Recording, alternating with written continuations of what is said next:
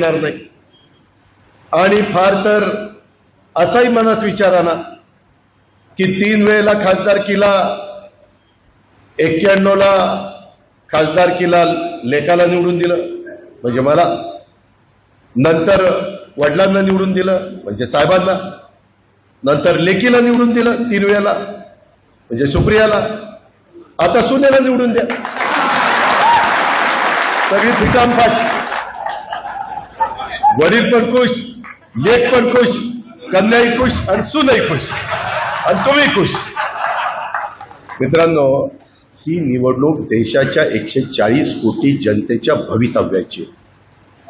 मीच अनेकदा तुम्हाला मोदी साहेबांच्या विरोधामध्ये भूमिका घेऊन सभा केलेल्या आहेत, परंतु त्यावेळेस माझा विचार वेगळा होता।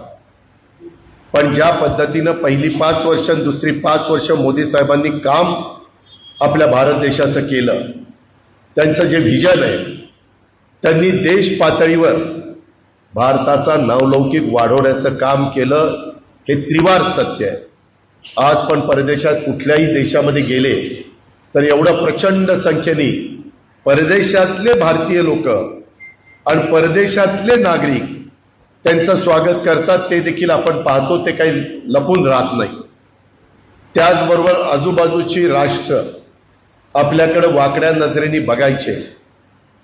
पुलवामाला ज्या पद्धतीनं त्यांनी तिथं धडा शिकवला, त्याच्यानंतर पाकिस्ताननी अक्षरशः त्यांचं कंबरड मोडलं। आज त्यांची अर्थव्यवस्था अतिशय खराब झालेली आहे। श्रीलंकेसारख्या राष्ट्राचं पण काय झालं, तिथल्या राष्ट्रपतींना त्यांच्या परिवाराला घेऊन तिथनं पळून जावं लागलं।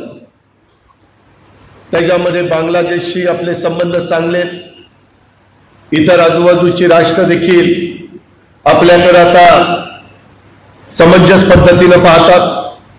आपली देशाची बॉर्डर सुरक्षितता ही त्यांनी अतिशय व्यवस्थितपणे ठेवण्याचं काम केलेलं आहे। दर दिवाळीला तुम्ही मी आपल्या घरामध्ये दिवाळी साजरी करतो, परंतु मोदी साहेब दर दिवाळीला बॉर्डरवर जाऊन जवानांना प्रोत्साहन देण्याचं काम, जवानांच्या मध्ये दिवाळी साजरी करण्याचं काम, त्यांच्यामध्ये सहभागी होण्याचं काम करतात। गेल्या 10 वर्षामध्ये त्या व्यक्तीने कधी सुट्टी घेतलेली, पत्रकारांनी सांगावं, तुम्ही सांगावं की बाबा हे 4 दिवस कुठेतरी फिरायला गेले, कुठेतरी आराम करत होते, तशा पद्धतीनं कुठलंही। आज पण ज्यावेळेस माझी त्यांची ओळख झाली त्यावेळेस आमचा अनेकदा बोलण्याचा संबंध येतो, चर्चेचा, त्यावेळेस फक्त आणि भारत, फक्त आणि फक्त भारत आणि भारताचा विकास। जगामध्ये आपला भारत देश पुढच्या 5 वर्षाच्या काळामध्ये 3ऱ्या क्रमांकावर अर्थव्यवस्था कशी आणता येईल, जगामध्ये आयात निर्यातीच्या बाबतीमध्ये भारताचा विशेषतः निर्यातीच्या बाबतीमध्ये वरचा क्रमांक कसा राहील, त्याच्यामध्ये आपल्या भारत देशातले रस्ते तुम्ही बघा, पाठीमागच्या अनेक वर्षाच्या कारकिर्दीमध्ये एवढे 4 पदरी 6 पदरी रस्ते, flyover, bridge, Atal Setu, coastal road हे कधी पाहायला मिळत नव्हते। अक्षरशः आता प्रचंड मोठ्या प्रमाणावर ही इन्फ्रास्ट्रक्चर उभा करण्याच्या करता भांडवली गुंतवणूक, जे माझे व्यापारी बंधू असतील त्यांच्या लक्षात येईल, ही भांडवली गुंतवणूक आहे। आज आता समृद्धी महामार्ग केला नागपूर आणि मुंबई, मित्रांनो तुम्हाला माहिती आहे, तो समृद्धी महामार्ग करत असताना तिथं 45,000 कोटी रुपये खर्च झाले। आज त्याच्यापेक्षा जास्त रक्कम देऊन तो रस्ता काही कंपन्या बीओटी तत्वावर मागतायत। म्हणजे नेहमी आता देखील मी माझ्या 2 सहकार्यांच्या किशोर मासाळ आणि डॉक्टर कोंबडे यांच्या 2 फॉर्च्युनर इथं पुजण्याचा प्रयत्न केला, त्यावेळेस आजची हिची किंमत काय आणि 5 वर्षांनी घ्यायची म्हटलं तर किंमत किती, नेहमी पुढे किंमत वाढत असते। आणि त्याच्यामुळे एवढं मोठ्या प्रमाणावर देशात पोर्ट म्हणजे बंदर, आपलं वाढवणचं पण बंदर आपण पालघरमध्ये करतोय, त्याच्यामध्ये पण ते म्हणले मी तुम्हाला निधी देतो। त्यांनी सांगितलं की जे मोठे प्रोजेक्ट आहेत त्याकरता केंद्र सरकार तुम्हाला निधी देईल। मग रेल्वे सारखे प्रश्न असू द्यात, महामेट्रो सारखे असू द्यात, बुलेट ट्रेन सारखे असू द्यात, विमानतळासारखे असू द्यात, विमानतळाची टर्मिनल बनवण्याच्या संदर्भातले असू द्यात, वेगवेगळ्या पद्धतीचे रोड्स, हे पालखी मार्ग, त्याला केंद्राचाच पैसा आहे जो आपल्या बारामतीच्या बाहेरनं गेलेला आहे. तो मी बाहेरनं मुद्दाम घेतला की बारामतीवर ताण येऊ नये, बाहेरच्या बाहेर ती वाहतूक व्हावी, बारामतीतल्या लोकांची वाहतुकीची कोंडी होऊ नये, या पद्धतीनं बारामतीच्या आजूबाजूला सगळीकडे रिंग रोड. मित्रांनो, तुम्हाला सगळ्यांना माहिती आहे, मी त्याचा साक्षीदार आहे. 15 वर्ष आपण प्रयत्न करतोय की आपलं शेवटचं स्टेशन बारामती आहे ते कुठंतरी पुढे जोडलं गेलं पाहिजे. Phaltan railway, Phaltan railway, Phaltan railway नुसती चर्चा चालली, परंतु काम काही होत नव्हतं. मी मध्ये मोदी साहेबांना भेटायला गेलो, त्यांना सांगितलं की मोदी साहेब, हे आमचं बारामतीचं दुकडं बरेच वर्ष रांकेला लागलं नाही. जाफर शरीफ साहेब असतील, त्याच्या संदर्भामधले अनेक जॉर्ज फर्नांडिस असतील, ममता बॅनर्जी असतील, लालू प्रसाद यादव असतील, किती सुरेश प्रभू असतील, किती रेल्वे मंत्र्यांची नावं घेऊ, सगळ्यांच्या काळामध्ये तिथं प्रयत्न झाला, परंतु कुणी त्याला प्रतिसाद दिला नाही. मला मोदी साहेबांनी सांगितलं की मी आता देशातले याच्यावर ऑनलाईन अनेक भूमिपूजन घेणार आहेत. मी त्याच्यामध्ये बारामती रेल्वेचं भूमिपूजन घेतो, ते काम मी तुम्हाला सुरू करून देतो. मित्रांनो, शेवटी समाजकारण, राजकारण कशा करता करायचं असतं? विरोधाला विरोध करून चालत नाही. अनेकदा आपल्यातल्या अनेकांनी एकमेकाला विरोध केला, अनेकदा आपण एकमेकाला बरोबर आलो. आम्ही नेहमी सांगतो, राजकारणामध्ये कायमचं दुश्मन कुणी नसतं, कायमचं शत्रू कुणी नसतं. दुश्मन शब्द चुकीचा आहे, शत्रू कुणी नसतं, आणि कायमचं मित्र पण कुणी नसतं. आणि त्याच्यामुळं साधारण आज देशाचा कल हा मोदी साहेबांना पंतप्रधान करण्याचा आहे. आणि मोदी साहेबांच्याही मनामध्ये त्यांनी त्या दिवशी 90 वर्ष आरबीआयला झाली म्हणून एक कार्यक्रम 2 तासाकरता ते मुंबईला आले होते. मी, एकनाथराव शिंदे, निर्मला सीतारामन, देवेंद्र फडणवीस आणि भागवत कराड असे काही आम्ही त्या संबंधित तिथं होतो. आरबीआयचे गव्हर्नर आणि सगळ्या उद्योगपती, मुकेश अंबानी, महिंद्रा असे सगळे तिथं बसलेले होते. खूप उद्योगपती होते आणि त्यांना ते सांगत होते की आता मी निवडणुकीच्या सामोरं जातोय, परंतु ज्यावेळेस मतदान होईल आणि नंतर तिसऱ्यांदा मी माझ्या देशाच्या पंतप्रधान पदाची शपथ घेईल, पहिल्या 2 महिन्यामध्ये असे काही निर्णय मी देशाच्या करता घेईल की कायम देश मरणामध्ये ठेवेल, अशा प्रकारचे ते निर्णय. आणि सगळ्या समोरच्या मॉबनी, जे प्रचंड मोठे मोठे उद्योगपती आहे, सगळे अर्थव्यवस्थेतले अनेक तज्ज्ञ होते, सगळ्यांनी एवढा उत्स्फूर्त प्रतिसाद दिला की मी देखील त्यांच्याबरोबर स्टेजवर बसलेलो होतो, समोर ते पाहत होतो. शेवटी व्हिजन असणारं नेतृत्व असावं लागतं.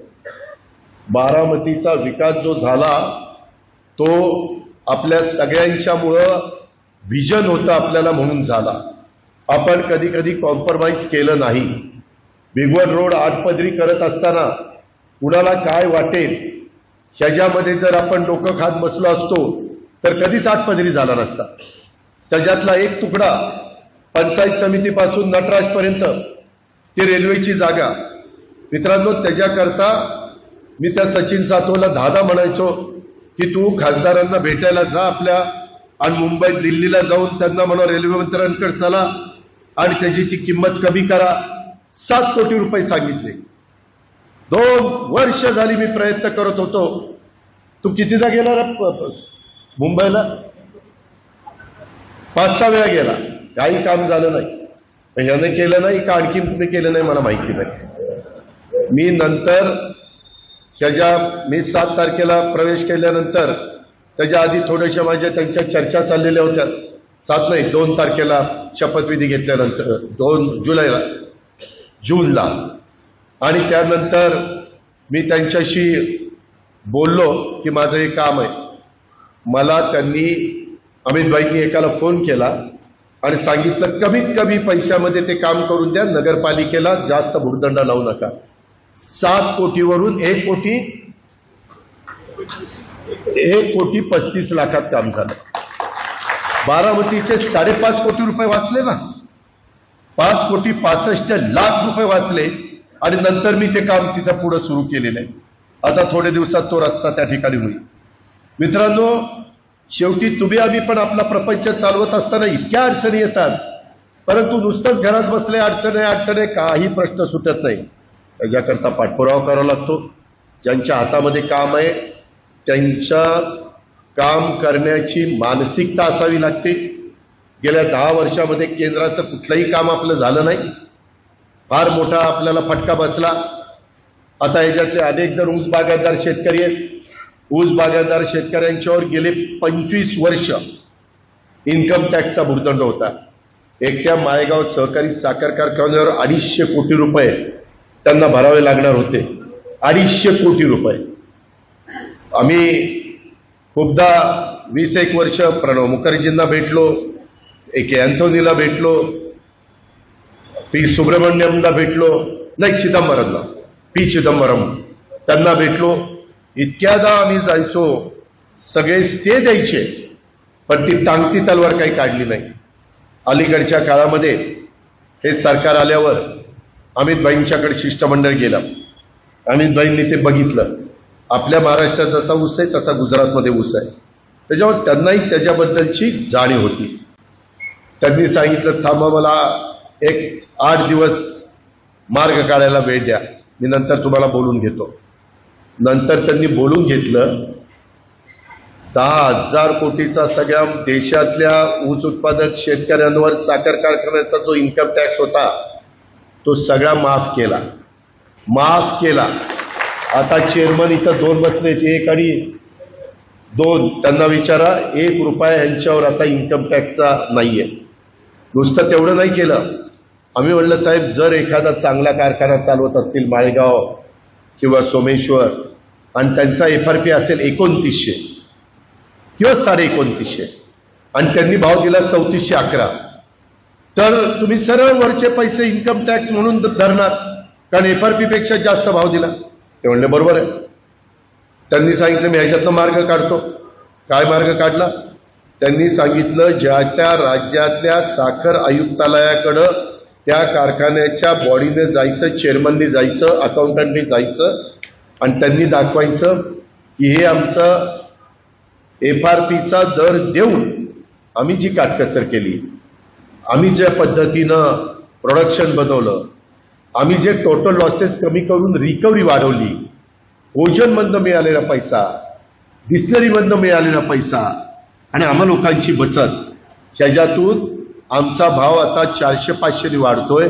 हे त्यांनी साखर आयुक्ताला दाखवायचं. साखर आयुक्तांनी पाहायचं की खरोखरीच कारखान्याचा भाव निघतोय का निवडणूक जवळ आली म्हणून कर्ज काढून भाव देत आहेत. बरेच कारखाने कर्ज काढून भाव देत आहेत. आज महाराष्ट्रातले अनेक कारखाने अडचणीमध्ये आलेले आहेत. त्याचं ते एकमेव कारण आहे. आपल्याच इथलं उदाहरण द्यायचं म्हणलं तर छत्रपती कारखान्याचं तेच कारण आहे. इथं पुरुषोत्तम दादा बसलेत, त्यांना विचारा, मागच्या काळामध्ये असंच एकदा झालं. भाव काढण्याच्या नादात थोडंसं कर्ज झालं आणि नंतर कारखाना अडचणीत आला. मी नेहमी संस्था चालवत असताना बारामतीकरांनो एक गोष्ट लक्षामध्ये ठेवतो, ती आपली बारामती सहकारी बँक असू द्यात, तो छत्रपती माळेगाव सोमेश्वर असू द्यात, तो दूध संघ असू द्यात, तो खरेदी विक्री संघ असू द्यात, तो त्याच्यामध्ये PDCC बँक असू द्यात, ज्या ज्या संस्था आपल्या आधिपत्याखाली चालत आहेत त्याच्यामध्ये रितसर जो भाव निघेल तोच द्यायचा, बाकीच्या भानगडीत पडायचं नाही. आणि त्यामुळं आपल्या संस्था सगळ्यात चांगल्या चाललेल्या आहेत. अपवाद छत्रपती कारखाना आणि आपली बारामती बँक ही पण मध्ये अडचणीत आली होती. जनरल बॉडीच्या मीटिंग मी इथंच घेतो, ह्याच इथं मी भाषण करतो, त्यावेळेस देखील NPA वाढला होता. व्यापाऱ्यांना, बारामतीकरांना, माझ्या सहकाऱ्यांना मदत करणारी बारामती बँक, परंतु ती मायनसमध्ये जात होती. अहो, RBIने त्याच्याबद्दलच्या एवढे आपल्याला दंडक लावले. RBIने दंड पण केला. किती केला? 2 लाख रुपये दंड केला. RBIने 2 रुपये दंड केला तरी तो फार म्हणजे कमीपणा आहे त्या संस्थेचा. आणि आता बँक आज एनपीए कमी करत करत करत किती कोटी फायदा झाला? नाही, नेट प्रॉफिट, ग्रॉस प्रॉफिट 67 कोटी, नेट प्रॉफिट 5 कोटी. आली ना टाळ्यावर? कशामुळे आली? माणूस खमक्या होता म्हणून आली, त्याच्यामुळं ते चाललं.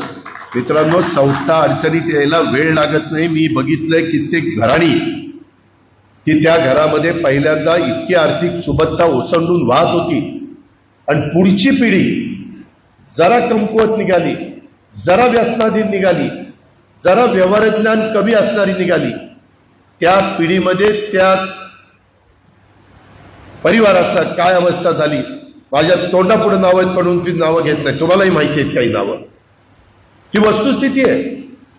आणि काही काही अतिशय सर्वसामान्यातनं वरच्या पातळीवर त्यांच्या कष्टाने, त्यांच्या दूरच्या दृष्टीनं. आता मी किशोरला नारळ फोडत असताना विचारलं, काय किशोर तू गाडी घेतली? म्हणलं तुमच्याकडे आल्यामुळं गाडी घेतली. म्हणलं लोक म्हणतील ह्याच्याकडे गेल्यावर गाड्या मिळतात का काय? नाही म्हणलं दादा, माझं धंदा पाणी चांगलं चाललेलं आहे. मी इथं जमीन खरेदी विक्रीचा व्यवहार करतो आणि त्याच्यातनं 2 पैसे मला मिळाले. त्याने कबूल केलं. मित्रांनो, हे 2 पैसे कशामुळे मिळाले? बारामतीमध्ये विकास जो चाललेला आहे त्यामुळं बारामतीमध्ये गुंतवणूक करण्याच्या करता बाहेरचे लोक येतात. मूळ आपण बारामतीकर आता संख्येने किती आहे बघा. आणि गेल्या काही वर्षामध्ये बाहेरनं कामाधंद्याच्या, नोकरीच्या निमित्तानं, शिक्षणाच्या निमित्तानं, व्यवसायाच्या निमित्तानं जी लोक आली, ज्यांना बारामती सुरक्षित वाटती, तो वर्ग बघा किती मोठ्या प्रमाणावर आलाय. व्यापाऱ्यांना विचारा, मारवाड पेठेमध्ये, तिथं गांधी चौकामध्ये, त्यांच्या स्टेशन रोडला असणारी दुकानं अनेकांनी बाहेर पटांगणामध्ये, म्हणजे बिगमोड रोड असेल किंवा माझा पाटस नीरा रोड असेल, तिकडच्या भागामध्ये इंदापूर रोड असेल, मोतीबागेच्या पलीकडे काही बघायला मिळत होतं का? आज काय दुकानं झाली. आत्ता यायला मला उशीर लागला. मी त्या शारदानगरवरून येत होतो, माळेगाववरून येताना तिथं गाड्याचे शोरूम आहेत. एवढी तिथं गर्दी गिराईकाची गुढीपाडव्याच्या शुभमुहूर्तावर गाडी घेण्याच्या करता. सातवांचं कॉर्नरला मारुतीचं शोरूम आहे, तिथंही गर्दी. पैसा कुठनं आला? आता तर सोमेश्वरचंही पेमेंट झालं नाही, माळेगावचंही झालं नाही, सोमेश्वरचं झालं नाही. एक काळ असा होता की या 3 कारखान्यांचं दिवाळीला पेमेंट झाल्याशिवाय बारामतीकरांची दिवाळी होत नव्हती आणि माझ्या व्यापाऱ्यांचं दुकानं चालत नव्हती. ही वस्तुस्थिती आहे. आता 12 महिने पेठ चालती, 12 महिने दुकानं चालतात. हे वेगवेगळ्या उद्योगामुळे अनेकांना रोजगार मिळाले. अनेकांनी, छोट्या छोट्या सहकारी मित्रांनी हॉटेल काढली. माझ्या काटेवाडीच्या तर कोळी समाजाच्या एका मुलांनी हॉटेल काढलं. काय त्याचं हॉटेल चाललंय? 3 ब्रँच काढल्या, एक तिकडं, एक इकडं, एक पुण्याला. म्हणजे कष्ट करणाऱ्याला पैसे मिळतात आणि अशा पद्धतीचे बदल होत आहेत. पाण्याच्या बाबतीमध्ये मला सांगायचंय, आज तुमच्या समोर बोलतोय तो अजित पवार. आता राज्य सरकारमध्ये उपमुख्यमंत्री किंवा सरकारमध्ये नसता तर तुमचा कॅनॉल देखील आटला असता. काय उसाला काय दिलं असतं? कुठलं पाणी आणलं असतं? कुणाच्या विहिरीला जिवंत पाणी आहे. कॅनॉल जर आटला तर काय तुमच्या माझ्या विहिरींची अवस्था तुम्हाला माहिती ना. खरं तर नदी देखील आटली होती. निरावागस, खांडस, गाडगेवाडी, सगळे दादा काहीतरी सोडा. अरे काय सोडा, काय सोडा. एक तर दुष्काळ. महाराष्ट्रामध्ये 40 तालुके दुष्काळी जाहीर केलेत. परवाच मला वाटतं पत्रकारांना माहिती आहे, रविवारी येऊन कलेक्टरनी मिटिंग घेतली. कारण मला मिटिंग घेता येत नाही आचारसंहितेमुळं. परंतु आचारसंहिता 5वा टप्पा झाल्यावर शिथिल होईल, त्याच्यानंतर मी आदेश देऊ शकेन. कारण तेव्हा महाराष्ट्रातले सगळे मतदान झालेलं असेल, शिथिल होईल, काढली जाईल. ते देशाचा निकाल लागल्यानंतर 7व्या टप्प्याचा. ही साधारण अवस्था आहे. आणि त्याच्यामुळं ज्या ज्या गोष्टी काही जण म्हणली कॅनॉलला लाईनिंग करा करा, काही म्हणली आम्हाला नको नको, इथं आमच्या विहिरी आटतील वर नाही करायचं. जे तुम्ही सांगाल ते आजपर्यंत करत आलेलं. कधी तुम्ही सांगितलेलं योग्य असेल ते मी ओलांडलेलं नाही. बारामतीमध्ये देखील ह्या शहराचा चेहरामोहरा बदलण्याच्या करता मला तर काही काहींचं कळत नाही, ह्यातली जवळपास 90% पेक्षा जास्त कामं ही मी स्वतः केलेली आहेत किंवा 100% केलेली आहे. परंतु काही काहींनी स्वतःच्या पत्रिकेमध्ये पुस्तकीमध्ये दिलेले की हे आम्हीच केलं. आत्ताच्या विद्यमान खासदारांचं पुस्तक बघायला मिळालं, त्याच्यामध्ये नगरपालिकेचं इमारत, त्याला पैसा सगळा दिलाय मी, डिझाईन केलंय मी, ते जुनं नवं डिझाईन एकत्र करण्याच्या करता मी इतक्या आर्किटेक्टला सांगितलं बघा पूर्वीची इमारत वेगळी होती ती नवी वेगळी होती, आता एकसारखी दिसती. पंचायत समितीचं मला तर मधी देवेंद्रजींची सत्ता आली तेव्हा 5 वर्ष तर काहीच मिळालं नाही. त्याच्यानंतर मग पुन्हा पैसे घातले ते पंचायत समितीचं कार्यालय केलं.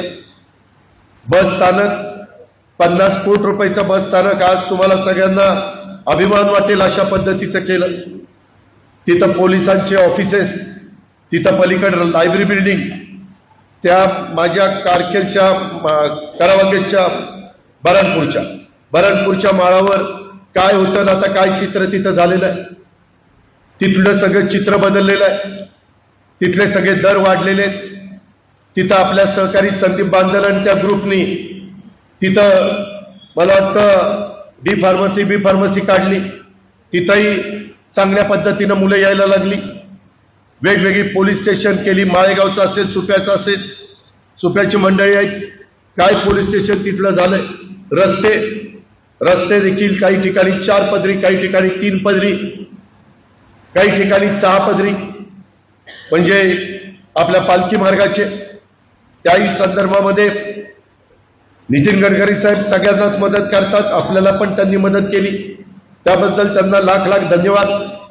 पण ह्या सगळ्या गोष्टी करत असताना किंवा इंडस्ट्रीची वाढ करण्याच्या करता मागा अधिकची जागा घेण्याचा प्रयत्न केला. MIDC मधल्या जवळपास जागा संपल्यात. खरं तर माझा विचार आहे की ज्या जागा वर्षानुवर्ष तशाच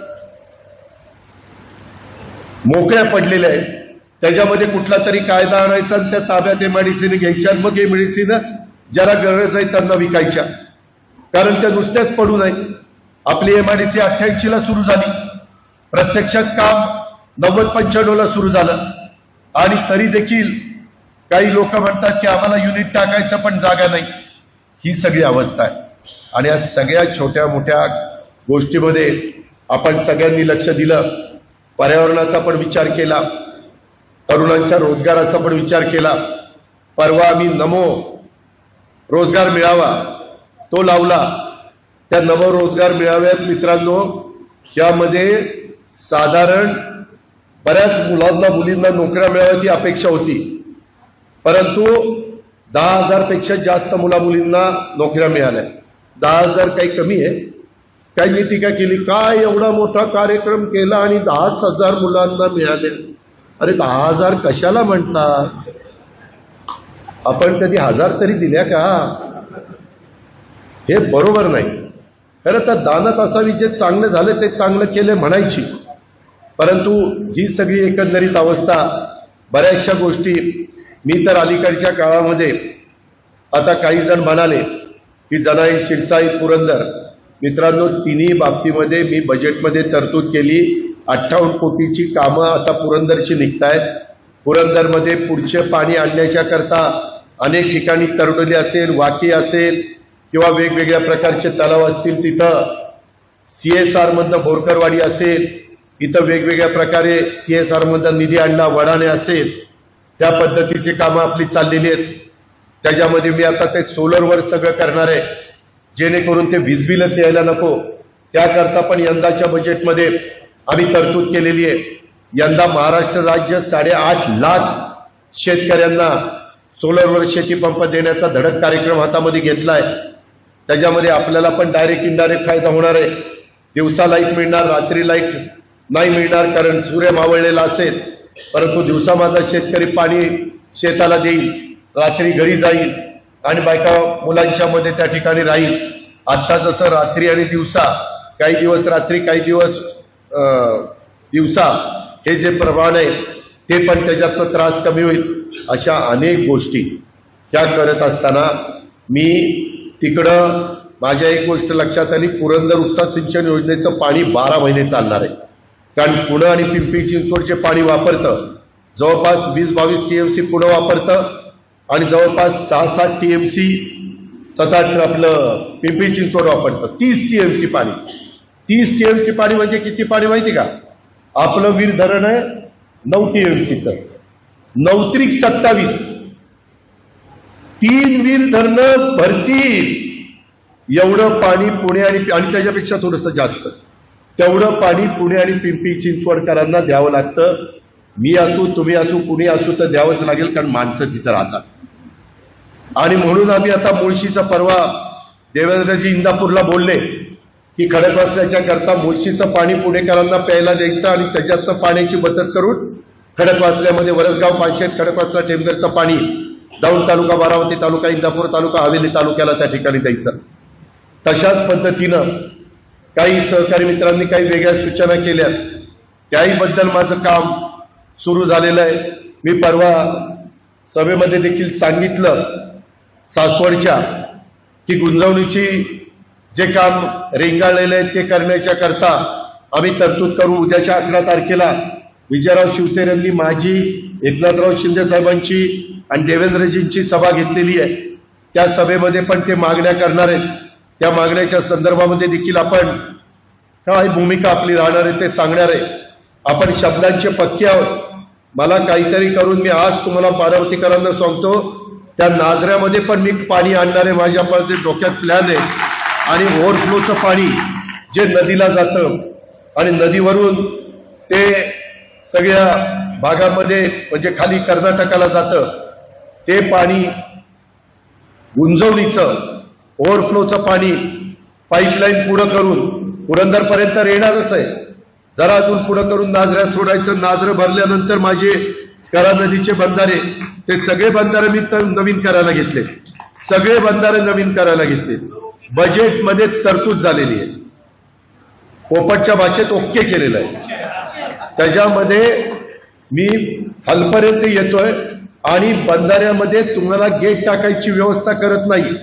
त्याला वेगळी सिस्टीम आणलेली आहे. काय रे त्या अधिकाऱ्याचं नाव? रिटायर अधिकारी ना, कपोले नाही रे, मारवाडी.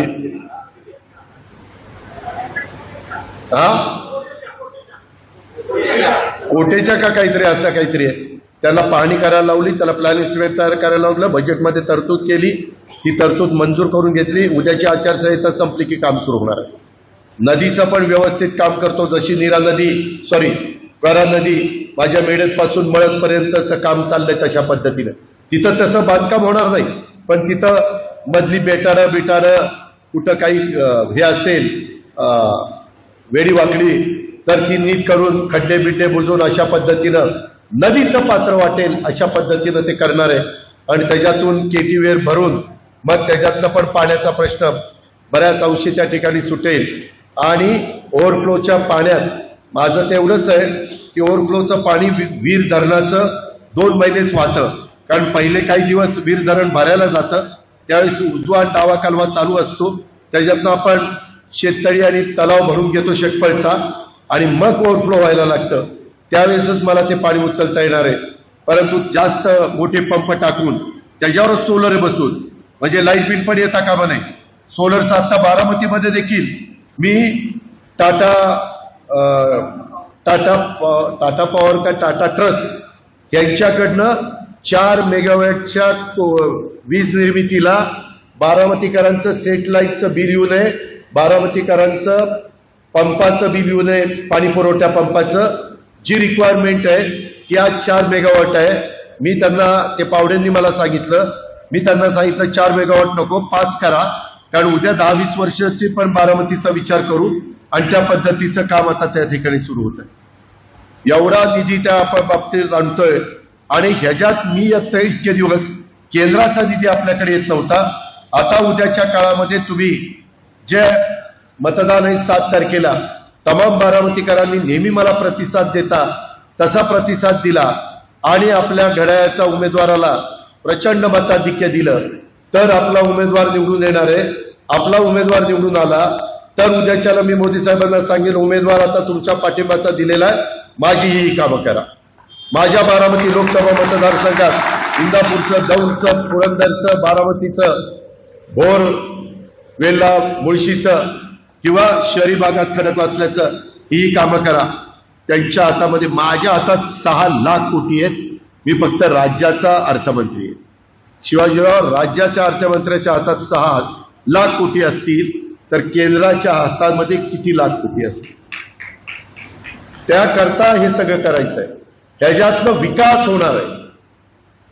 ह्याच्यातून तुम्ही बघा काही जण आणखी सांगतील की बाबा हे बघा ज्याच्या आधी कुणालाही बारामतीकरांना सगळ्यांना माहिती आहे की फॉर्म भरल्यानंतर शेवटची सभा फक्त व्हायची, संजय व्हायची की नाही? आता का सगळीकडे फिरावं लागतं? काही वेळ आणली आम्ही सांगत होतो ना आम्ही करतोय, बरं मी करू शकत नाही का? मी राज्य चालू शकत नाही का? प्रशासनावर माझी पकड नाही का? अधिकारी माझं ऐकत नाही का? आज माझा प्रशासनावर नाही म्हटलं तरी पकड आहे, हे कुणी नाकारू शकत नाही। हे मी माझ्याकरता करत नाही, हे मी बारामतीकरांच्या करता करतो, हे मी माझ्या जिल्ह्याच्या करता करतोय, हे मी माझ्या महाराष्ट्राकरता करतोय। आणि मी हे करत असताना शिवशाहू फुले आंबेडकरांची विचारधारा सोडलेली नाहीये। मला 18 पगड जातीला बरोबर घेऊन जायचंय। आम्ही सरकारमध्ये असताना मुस्लिम समाजाला देखील या अर्थसंकल्पामध्ये मौलाना आझाद महामंडळाला 1000 कोटी रुपयाचं भागभांडवल दिलंय। त्यांच्या वेगवेगळ्या प्रकारच्या जमीन विभाग बोर्डाच्या अडचणी होत्या त्या मी दूर केल्या। त्याच्या संदर्भामध्ये अल्पसंख्याक विभागाला निधी दिला। आम्ही सकाळी सहज बघितलं बारामतीमध्ये किती कोटी आले?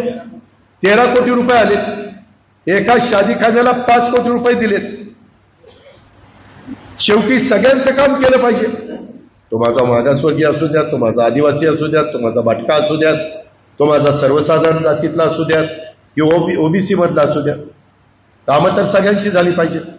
आणि मी बारामतीकरांनो तुम्ही सगळेजण माझे सहकारी आहेत। कुणाला वेगवेगळ्या काळामध्ये वेगवेगळ्या संस्थांचं पदाधिकारी केलेलं होतं, काही विद्यमान असतील, काही माजी असतील, आजी माजी पदाधिकारी, उद्याचे होणारे पदाधिकारी त्याच्यामध्ये काही असतील।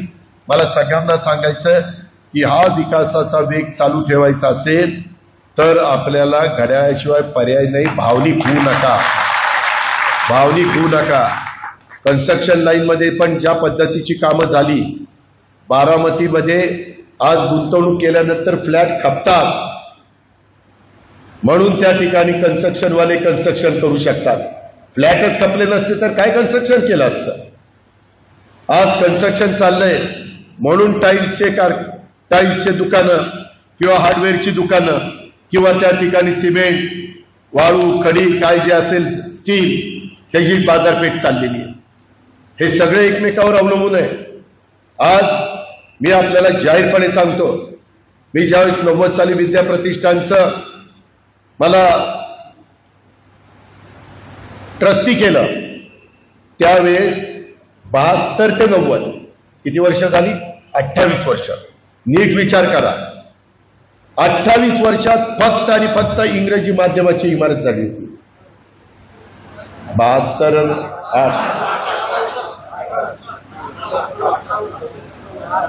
90 मी 2000 धरलं, 18 वर्ष। 18 वर्षात फक्त तेवढी इमारत झाली, कुठेही शाखा निघाली नाही।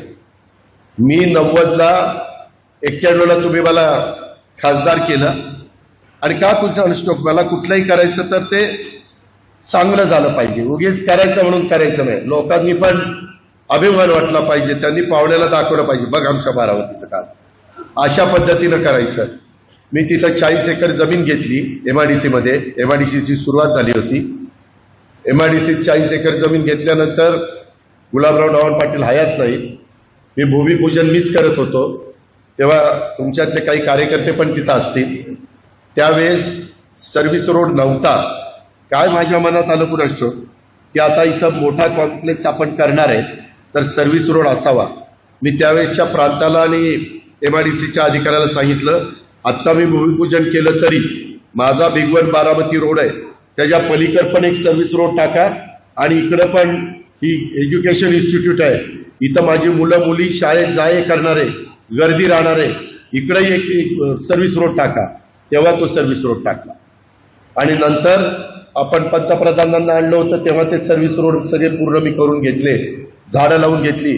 तुम्ही सांगा, आपण ज्यावेळेस माझ्या हमाल मापाडी वंजारवाडीला रुईला जायचे त्यावेळेस झाड तरी होतं काय रोडला? आज कसा रोड दिसतोय? शेवटी कुणाला तरी कष्ट घ्यावे लागतात, प्रयत्न करावे लागतात, तेव्हा त्या ठिकाणी हे सगळं उभं राहत असतं. आणि तिथं मग मी पहिलं आर्ट सायन्स कॉमर्स कॉलेज मंजूर करून घेतलं. मला त्यावेळेस काही जण म्हणले PC कॉलेज आहे ना, काय गरज आहे? म्हणलं बारामतीला पूर्ण लागेल. पहिल्या वर्षी मला नाही मुलं मिळाली. मला साहेबांनी सांगितलं होतं मुलं नाही मिळणार, खरं झालं. पण मी जिद्द सोडली नाही. खरोसेकर प्रिन्सिपल होते. खरोसेकर बिचारे स्वतः पाणी मारायचे सुरुवातीच्या कामामध्ये, मी पण तिथं असायचो. मदन देवकाते आहेत काही? मदन देवकातांना विचारा, आम्ही PV नरसिंहरावांची सभा लावली होती, एवढीशी झाडं आपण लावली, बऱ्याचशा ठिकाणी कटिंग केलं, एका ठिकाणी 20 फूट खोदाई केली, 20 फूट भराई केली. कोपऱ्यातला प्लॉट माझा नव्हता, MIDCचा काप होता. तिथं विष्णू चौधर, त्याला विनंती केली, बाबा एवढा प्लॉट मिळून दे. विष्णू चौधरनी मिळून दिला. त्याच्याकरता विष्णू चौधरला मी ट्रस्ट सभासद केला तिथं की बाबा मदत करतोय आपल्याला. अशा पद्धतीनं ते सगळं केलं आणि त्या इमारती बांधायला सुरुवात केली. मित्रांनो, आज तिथं 25,000 मुलं मुली शिकतात आणि त्याच्यामुळं बारामतीमध्ये आर्थिक सुबत्ता आली.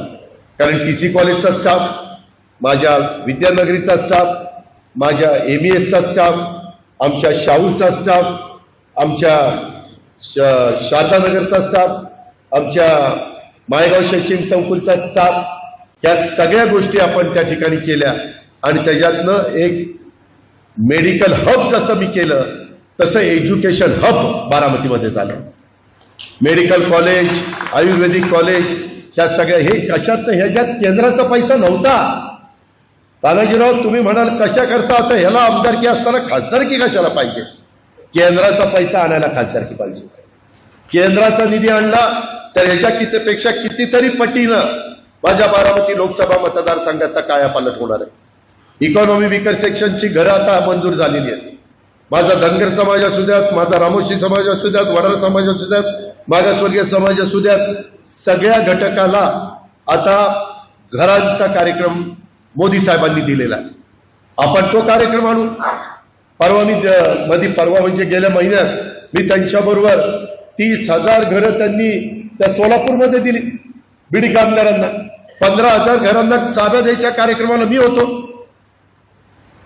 15,000 चाव्या द्यायच्या, 5-5 घरं लोक धरली तर 15-75 पाऊण लाख लोकांची व्यवस्था झाली. तशी माझ्या भागात 15,000 नाही, परंतु कुठं कुठं 1000, 500, 200 होईल ना. इथनं पाठवायचं जबाबदारी माझी आणि तिकडंच मंजूर करून घ्यायची जबाबदारी नवरा बायकोची. रामभाऊ बघू नका, काळजीच करू नका, अजिबात ही काही स्वप्न दाखवत नाही. जे केलंय त्याच्यामध्ये अधिक चांगल्या पद्धतीनं करायचं, कारण तेवढी धमक आणि ताकद केंद्रामध्ये पंतप्रधान असणाऱ्या नरेंद्र मोदींच्या मध्ये आहे. आणि त्या विकासाची जोड माझ्या बारामती लोकसभा मतदारसंघाला मिळाली तर माझाही पाण्याचा प्रश्न, शेतीचा असेल, कुठलाही असेल ते सुटेल. सहज आठवलं म्हणून सांगतो, बर्ने मामांनी, प्रदीप गारटकरनी मला शहा म्हणून व्यापारी आहेत, गोकुळ शेठ पूर्वी तुम्हाला माहिती असतील, त्यांच्या दुकानामध्ये दिलं आणि बसता बसता त्यांनी सांगितलं, शहांनी त्यांच्या मुलांनी, दादा एक करमाळा आणि इंदापूरचा पूल आहे, तो आहे धरणातनं, किंमत जास्त आहे. 2 महिन्यापूर्वीची गोष्ट, किंमत जास्त आहे, पण ते केलं ना दादा तर बारामतीची बाजारपेठ जशी चालते तशी आमची इंदापूरची बाजारपेठ चालेल. आणि त्यामध्ये तुम्ही करमाळा आणि इंदापूर जोडून द्या. प्लॅन इस्टिमेट करायला लावलं. कालच्या बजेटमध्ये आचारसंहिता सुरू व्हायच्या आधी किती मंजूर केलं माहिती का? 381 कोटी रुपयाचा पूल मंजूर केला. 381 कोटी रुपयाचा पूल मंजूर केला. ते व्यापारी तर एवढे खुश झाले. अरे म्हणलं दादा हे काय केलं? अरे म्हणलं आता तर उमेदवारीचा अर्ज भरलाय, निवडून आल्यावर काय करतो बघा. म्हणजे करण्याची धमक पाहिजे आणि आवड पाहिजे.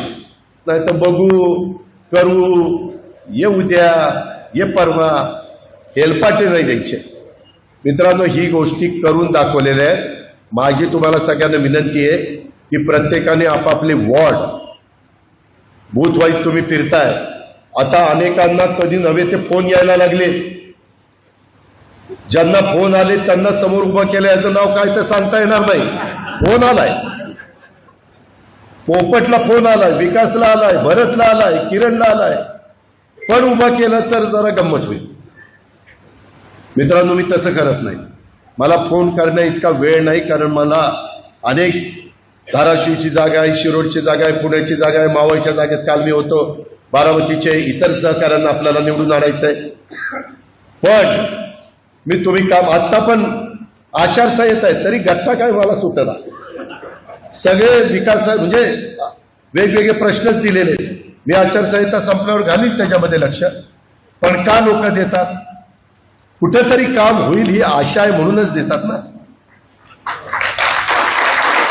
कुणालाही निवेदन येत नाही. मला आता सहज आठवलं, त्या पंचायत समितीच्या इमारतीच्या उद्घाटनाला मी आलो होतो.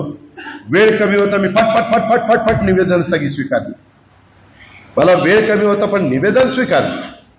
आणि मी कधी निवेदन टाकून देत नाही. मी सगळी व्यवस्थित त्याच्या नंबरवर ते बसवतो. आज तुम्हाला माहिती नाही, मी सांगू शकत नाही बारामती शहराला मी निधी किती दिला. माळेगाव नगरपंचायत झाली, 40 कोटी रुपये निधी दिला. आत्ता माळेगावकरांना भेटून आलो, बाळासाहेब वगैरे सगळे आम्ही होतो. म्हणलं काळजी करू नका, आचारसंहिता संपल्यावर पण मी तुम्हाला मदत करतो. तेही शहर असंच बारामतीसारखं चांगलं आपल्याला करायचं. इतर आपली पंढरा असेल, वाणेवाडी असेल, मुरुम असेल, वडगाव निंबाळकर असेल, कोराळ, धाकटं, थोरलं, कुठलाही भाग असू द्या, माझा जिराज भाग असू द्या, आज इथं सोप्याची लोक बसली. सोप्याची लोक अजून जरा गडबड करतात. अला काय ह्या दिवसात कसं काय सोडायचं, या काळात कसं सोडायचं. अरे कशाचं सोडायचं, कशाचं धरायचं. आज मार्केट कमिटी कोण करतंय? मार्केट कमिटीचं भूमिपूजन केलं, पैसे नव्हते. 7.5 कोटी रुपये त्या सुनील पवारांना विचारा, मार्केट कमिटीचे मंजूर करून दिले का? 7.5 कोटी रुपये. ते सगळं तिथलं मार्केट डेव्हलप करण्याच्या करता. रस्ते तर वेगळ्याच पैशातनं करतोय. तिथं विद्यानगरी दुसरी उभी केलेली. इंदापूरला मला प्रदीप गारटकर जमीन देत होता. त्या जमिनीला काही आडकाठी आली, नगरपालिकेची जमीन होती. मी तो नाद सोडला. 65 एकर तिथं जमीन घेतली दूध संघाच्या मागं. आणि 65 एकरामध्ये तिथं त्या ठिकाणी विद्यानगरी उभी केली. मध्ये हेलिकॉप्टरने एका सभेला गेलो तर तिथं बघितलं तर रस्ते एकदम खराब. 15 दिवसांनी तिथले रस्ते टार केलून टाकले. आता जाऊन बघा, यांचे रस्ते बघा. माळेगाव शैक्षणिक संकुलाचे 1 रुपयात 1 दमडा केशवरांनी मला दिला नाही. रस्ते सगळे करून दिले. या बाबांनी 1 रुपया दिला नाही. पण यांचेही रस्ते अंतर्गत शालेय आपल्या सोमेश्वर शैक्षणिक संकुलचे करून देणार आहे. आज मी का करू शकतो? तुमच्यामुळे करू शकतो. तुम्ही मला पाठबळ दिलं, तुम्ही मला मोठं केलं. आज मोदी आणि अमित शहाची माझी ओळख झाली. आज उद्योगपतींची माझी ओळख झाली. कुठल्या उद्योगपतीला CSR करता शब्द टाकला तर त्या ठिकाणी ते शब्द आपला मोडत नाही, मदत करतात. या पद्धतीनं आपण पुढे चाललेलो आणि अजून बराच पल्ला गाठायचा आहे. पल्ला गाठायचा का नाही गाठायचा हे तुमच्या हातात आहे. त्याच्यामध्ये शेवटी भावनिक होऊ नका.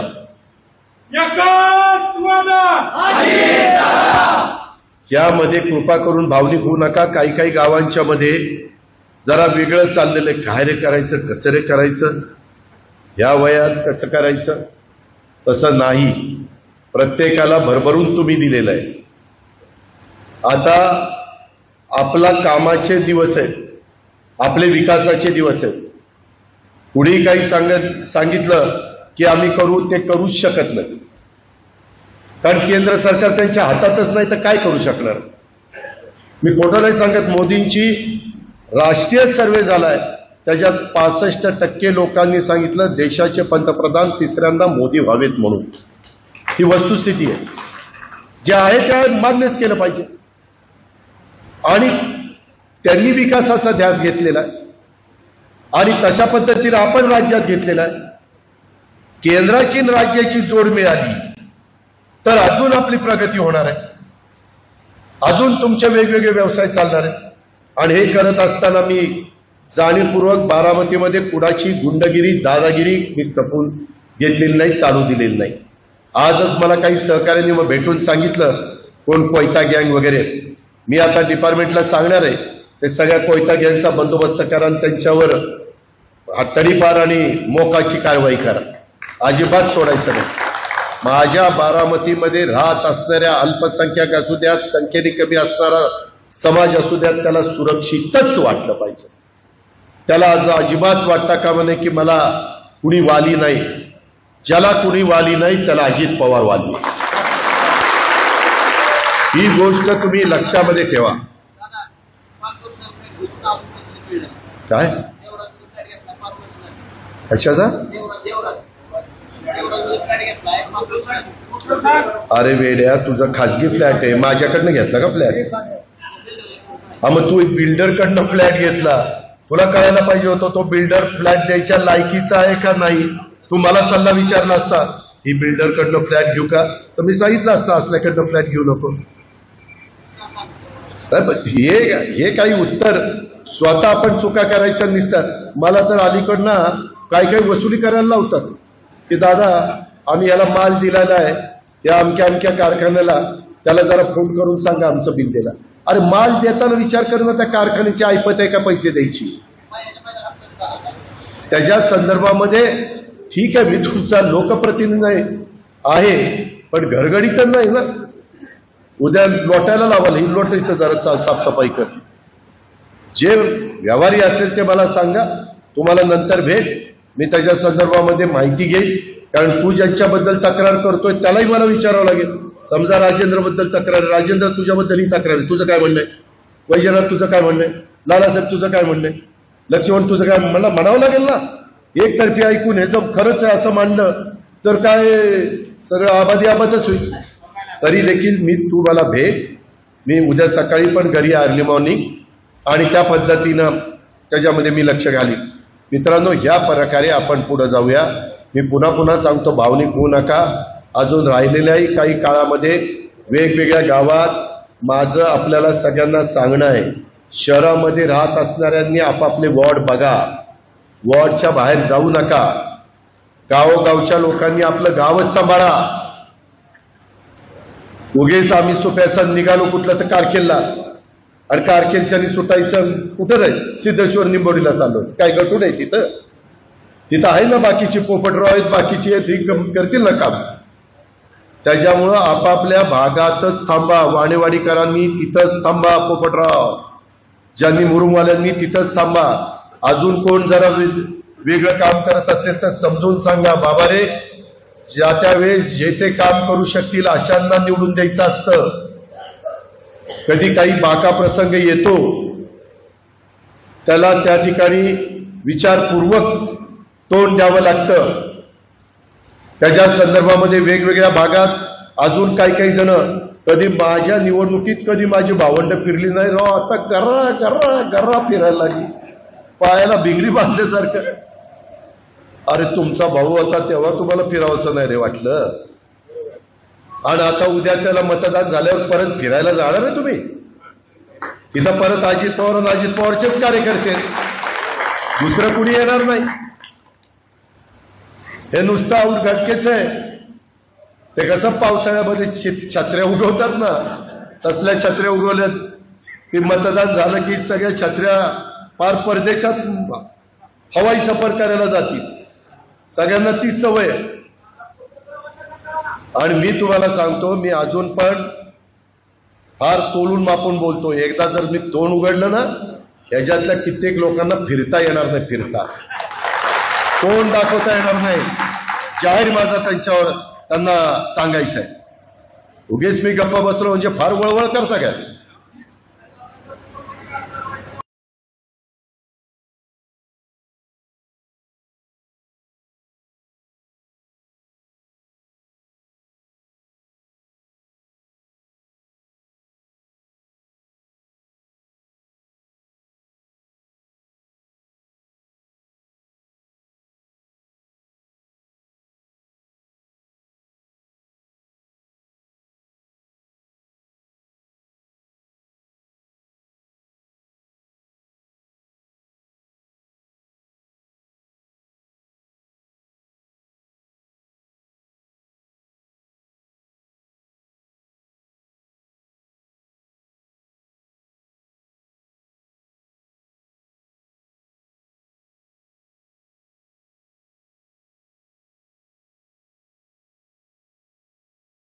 उद्याच्या 11 तारखेला विजयराव शिवसेनेंनी माझी, एकनाथराव शिंदे साहेबांची आणि देवेंद्रजींची सभा घेतलेली आहे.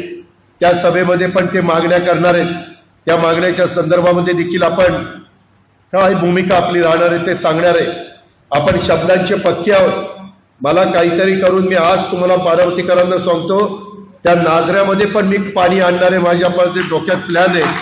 आणि ओव्हरफ्लोचं पाणी जे नदीला जातं आणि नदीवरून ते सगळ्या भागामध्ये म्हणजे खाली कर्नाटकाला जातं, ते पाणी गुंजवणीचं ओव्हरफ्लोचं पाणी पाईपलाईन पुढं करून पुरंदरपर्यंत येणारच आहे. जरा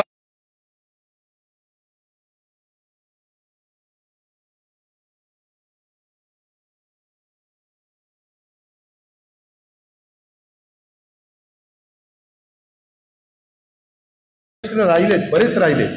काही ठिकाणी ड्रेनेजची व्यवस्था करायची, काही ठिकाणी सुधारित पाणी पुरवठ्याची व्यवस्था करायची, काही ठिकाणी आणखीन वेगवेगळ्या प्रकारच्या काही गोष्टी करायच्यात. माझ्या चौदरवाडी आणि काही भागात माझे ढाकाळ्याचे पण लोक त्या दिवशी फोनवर बोलत होते. तिथले काही प्रश्न मी त्यामध्ये हातामध्ये घेतलेले आहेत. आणि त्याच्यातनं आज मी का अधिकारवाणीनं सांगतो की बाबा, आपल्या हातात अर्थसंकल्प आहे. उद्याच्या 10 जूनला किंवा 15 जूनला जेव्हा काही अधिवेशन सुरू होईल त्यावेळेस त्याला निधी देण्याची आपल्यामध्ये ताकद आहे. आणि म्हणून आपण ते करू शकणार आहे. अशा पद्धतीची ही सगळी कामं चाललेली आहेत. आज काही जण म्हणतात मी पक्ष चोरला. मी पक्ष चोरला नाही. उद्याच्याला घरातल्या शिवाजीराव इथं बसले आणि उद्याच्याला शिवाजीरावांच्या नंतर पुढच्या पिढीनं ते काम हातात घेतलं तर शिवाजीरावांनी म्हणायचं ते काम माझ्या पुढच्या पिढीनं चोरलं. अहो, त्यांच्याच हातात जाणार होतं. चोरलं काय? चोरलं. त्यांचा अधिकार होता ना. आणि माझा एकटाच आहे का? छगन भुजबळ होते, हसन मुश्रीफ होते, दिलीप वळसे पाटील होते, प्रफुल्ल पटेल होते, धनंजय मुंडे होते. आज 80% आमदार माझ्या बरोबर जातात. मी काय त्या आमदारांना पैसे दिले म्हणून जातात? काहीतरी आम्ही जे काही लाईन धरलेली आहे, आम्ही जी काही भूमिका घेतलेली आहे ते पटली म्हणूनच जातात ना. तुम्ही म्हणाल ते सगळं 100% बरोबर.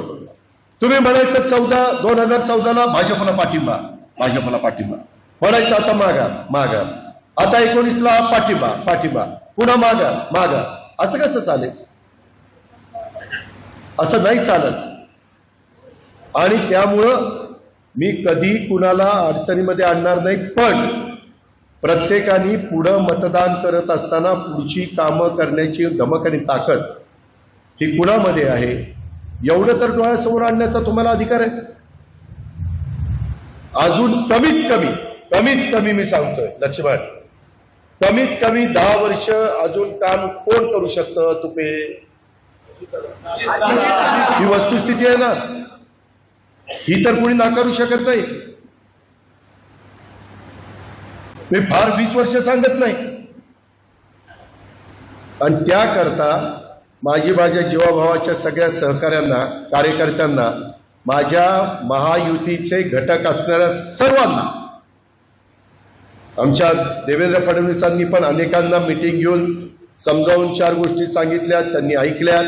आणि आत्ताच्या घडीला बारामतीकरांनो, बारामतीचं काय करायचं ते तुमच्या हातात आहे, परंतु राहिलेल्या 5ही विधानसभा मतदारसंघामध्ये आपला उमेदवार हा आघाडीवरच राहणार. तुम्ही म्हणाल कसं? तिथं हर्षवर्धन पाटील, दत्तामामा भरणे, दशरथदादा माने आणि मला पण मानणारी काहीतरी 4-2 तास असतील की नाही? का काहीच नाही मला. ती सगळी आम्ही एकत्र आहोत.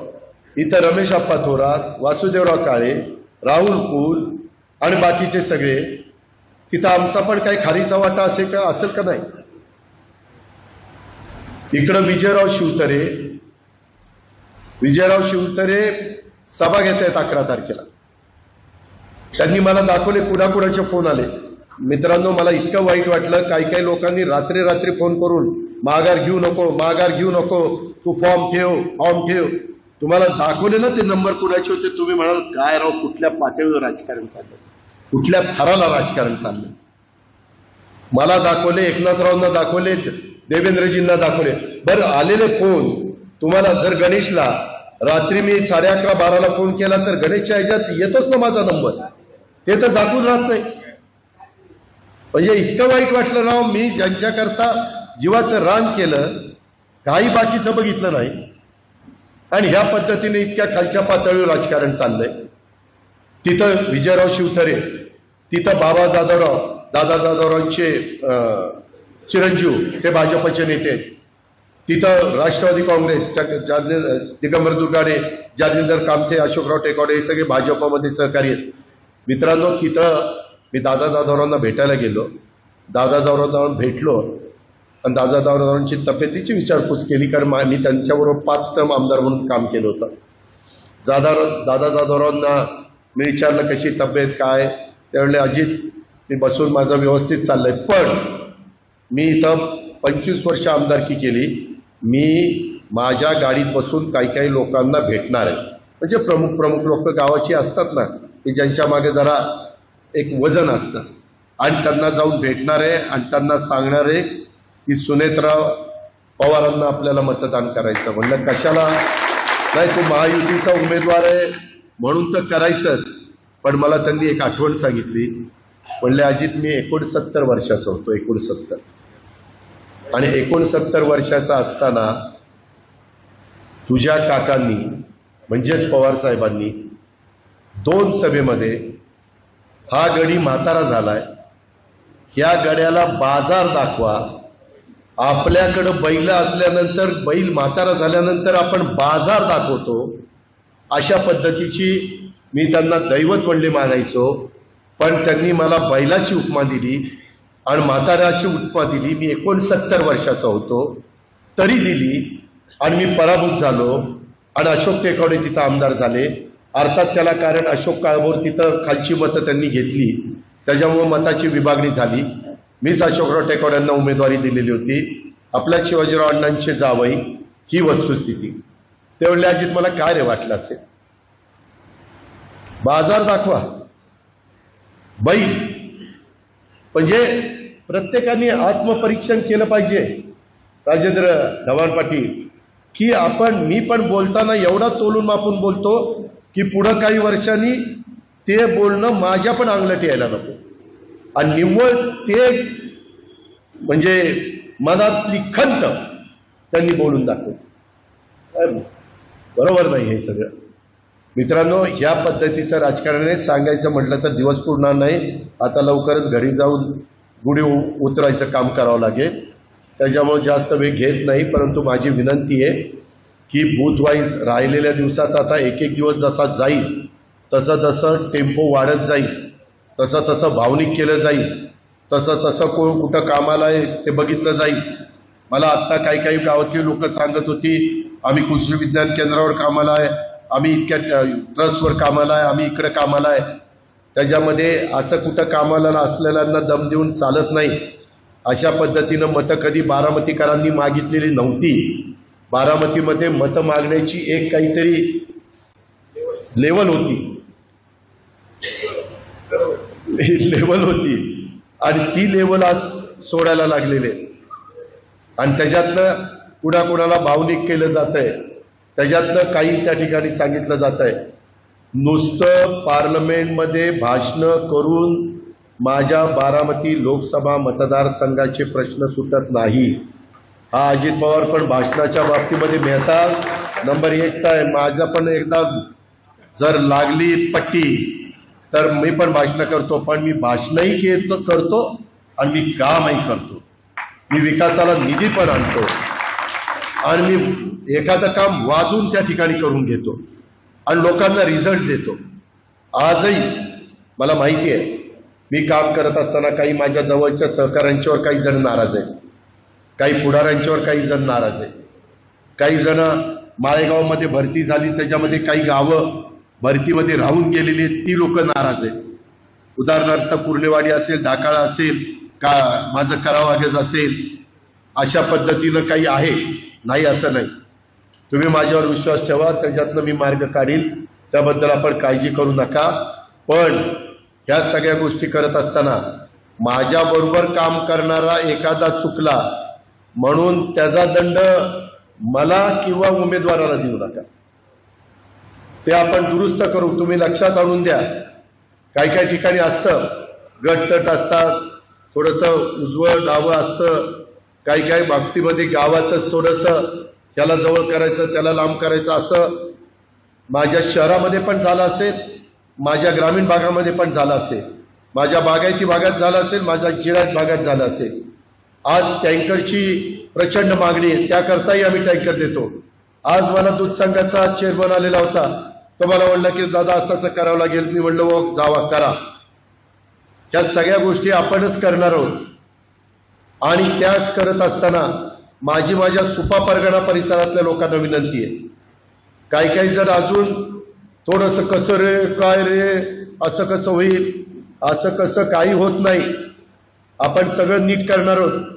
अजिबात कुठं आंबीवाल्यांनी पण भावनिक व्हायचं काही कारण नाही, खुर्दा असो किंवा माझी बुद्रुक असो. आणि पाण्याच्या संदर्भात मी फार वेगळ्या पद्धतीनं, आता काय झालंय 7-7 वेळेला तुम्ही मला निवडून दिल्यामुळं त्यातला इतके बारकावे माझ्या लक्षात आले आणि त्याला कुठनं कशा प्रकारचा निधी आणायचा हे पण मला अतिशय व्यवस्थितपणे समजलेलं आहे. त्याकरता केंद्राचा निधी पण खूप मोठा असतो आणि त्याच्यातून आपल्या आया बहिणी असतील, आपले तरुण तरुणी असतील, आपले वेगवेगळे उद्योजक असतील किंवा आपले नोकरदार असतील, आपला शेतकरी समाज असेल, आपला 18 पगड जातीचा सगळा समाज असेल, त्याला आपल्याला सगळ्यांना मदत करायची. आपल्यामुळं आता नीरा नदीत देखील पाणी मी कशा पद्धतीने केले ते मला माहिती आहे. प्रतापचा परवाच फोन आला होता, दादा खांड्याचं पाणी काळं झालंय. कुठे प्रताप?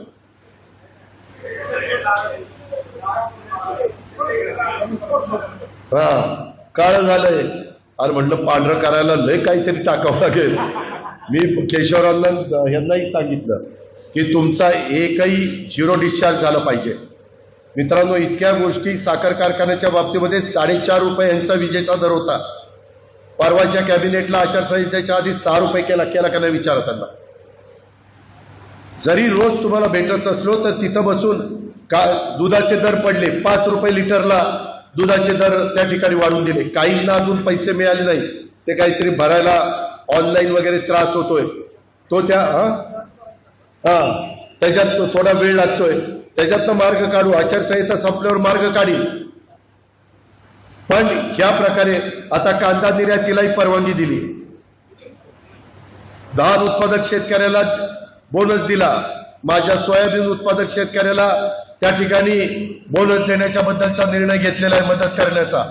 जो जो माझा शेतकरी अडचणीत येईल तिथं तिथं कशा पद्धतीनं मार्ग काढता येईल, 0% व्याजाने पीक कर्ज किंवा त्या ठिकाणी 1 रुपयामध्ये त्यांचा पीक विमा, अशा कितीतरी गोष्टी मला तुम्हाला सांगता येतील. आणि तशाच पद्धतीनं किमान 2 आता पूर्वीच्या काळामध्ये तुम्हाला 1.5 लाख रुपयाच्या शस्त्रक्रिया करता येत होत्या, आता त्या 5 लाख केल्या. त्याच्यामुळं पोपटराव 2 खर्चिक शस्त्रक्रिया गरिबांच्या मोफत होत आहेत. बारामतीकरांनी हे विसरता कामा नये. रुग्ण मित्र अशा पद्धतीनं मागं आम्ही पण काम करत होता, बाकीचे पण आता काम करतायत.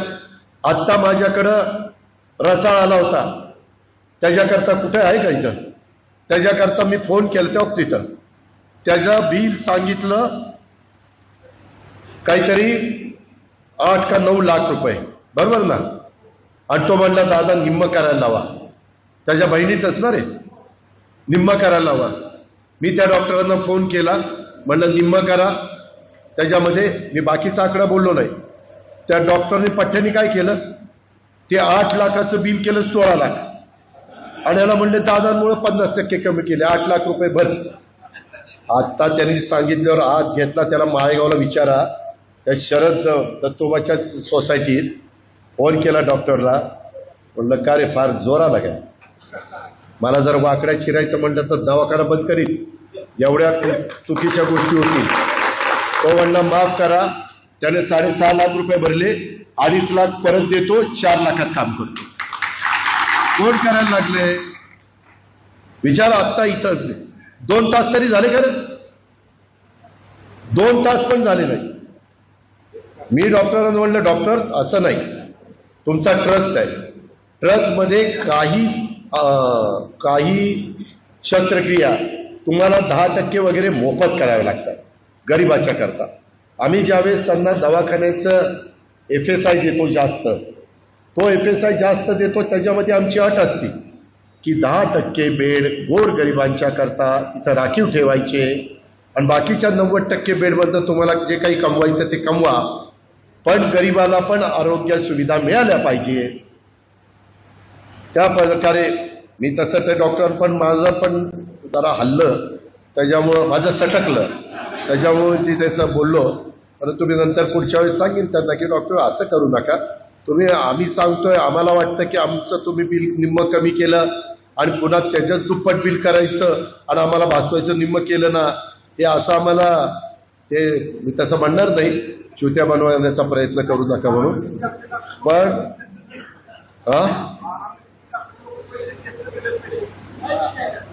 आपल्याला डॉक्टरांची गरज आहे, जरा बस. अहो सोमनाथराव, त्याच्याकरता आपलं महिलांचं मेडिकल, आमचं महिला हॉस्पिटल आहे, त्याच्याकरता आमचं सिल्वर ज्युबिली, आमचं म्हणजे आपलं सिल्वर ज्युबिली हॉस्पिटल आहे. आपलं रुईचं 100 बेडचं हॉस्पिटलचं काम चाललेलं आहे. आपलं आयुर्वेदिक हॉस्पिटल आता अंतिम टप्प्यामध्ये आहे. आपलं सुप्याचं हॉस्पिटल आहे, सुपेकरांना विचारा कसं हॉस्पिटलचं काम चाललंय. आत्ता परवा बरं झालं आठवलं, ही बाबा माझ्याकडं दिलीप खैरे, आणि तेवढं सांगतो आणि संपवतो. दिलीप खैरे आणि पुरुषोत्तम दादा जगताप, मला वेळ झाला, रात्री 1:30 वाजले होते. मला 1:30 वाजता मंत्रालयातनं नाही, एका अधिकाऱ्याचा फोन आला, दादा मार्शेरेंडिंग आलंय आणि जिथं मेडिकल हॉस्पिटल महाराष्ट्रात आहे तिथं 25 ते 30 किलोमीटरच्या हद्दीमध्ये एक हॉस्पिटल देता येतं आणि कुणाचाच प्रस्ताव आला नाही. तुम्हाला देता आला तर बघा, तुम्हाला कुणाला द्यायचं असेल तर. त्या बाबाला विचारलं,